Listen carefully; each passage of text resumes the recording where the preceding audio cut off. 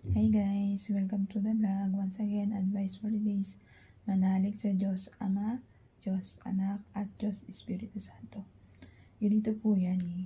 Once na ikaw may pananalig sa ating mga Diyos, sa Diyos Ama, at Diyos Anak, at Diyos Espiritu Santo, nalalayo ka sa mga alam mo ng maling gawa na pinapasok ka lang ng demonyo. Kapag ang tao may pananalig at pananampalataya, lahat ng mga gawaing tama o gawaing nakakalugod sa mata natin Diyos Ama, tsak na tsak ang kaligtasan mo. Ganito po yan eh.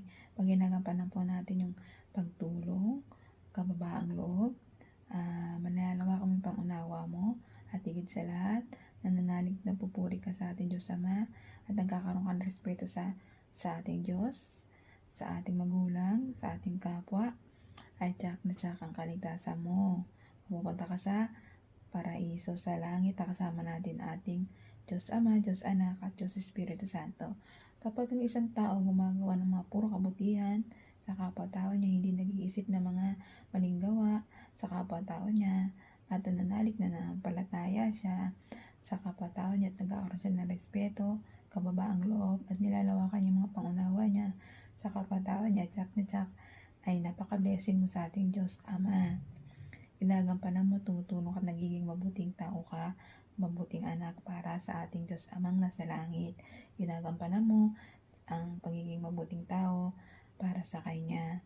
Dahil nagsiserve tayo para sa ating Diyos Ama, nagiging mabuting tao tayo para sa Kanya, tumutulong tayo para sa Kanya, nag-serve tayo sa kapwa-tao natin na tumulong, magbigay at lalong-lalo na magmahal. Magmahalan po tayo dito sa ibabaw ng mundo. Yun lang po ang gusto na ating Diyos Ama.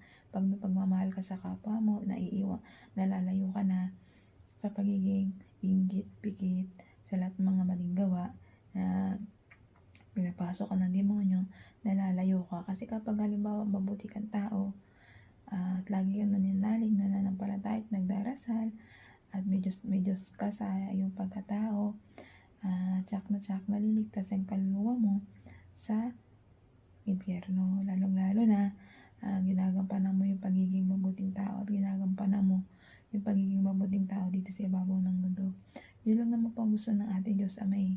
Magmahalan, magbigayan, magtulungan tayo dito sa ibabaw ng mundo, magrespetuhan at higit sa lahat, parati tayong nagdarasal sa Kanya.